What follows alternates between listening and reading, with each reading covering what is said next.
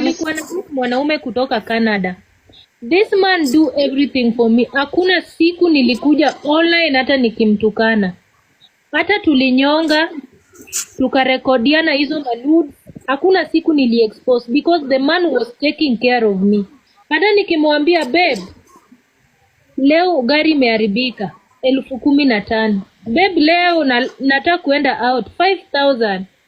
Imagine. I did not even sikuwahi charaza huyo mwanamume.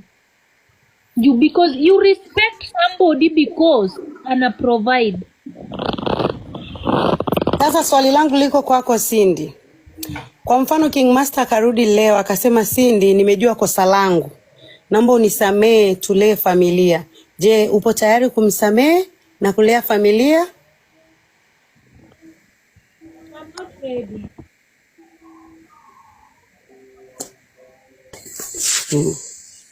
Nilikuwa ready like 2 days ago, but now venye unajua mi pia niko na familia wameniita, wameniambia you are the sister. Leo nimetoka hata kwa sister yangu, wameniambia Cynthia Podinya thima pain Podin 25 usikoma mtoto wetu, wameniadvise mimi nimetoka madhara, so wameniambia tu ni kwetu single nikiamua hivi. Okay. But wameniambia nisitoe mtoto. Na akiwa already kutunza mtoto kukuhudumia, akiwa tayari kukuhudumia na kulea mtoto wenye atazaliwa, uko tayari? CV mjui mimi tuko wengi. CV maswali 2-3 unateremka, tuko wengi haki. Acha tu nimjibu.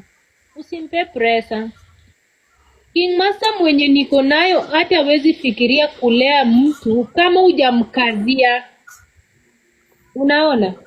King Master mwenye nilikuwa naishi nao mwenye namjua, hata kununua mabati hivi, kuweka tu ati anafikiria hata kujenga.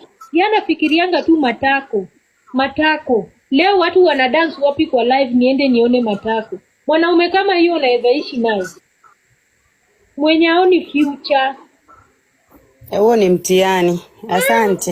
Naona guys, hata mabati tu hivi nilimwambia hii man tutafute tutumie babako akuweke hata mabati 10 at least tuende tukajenge.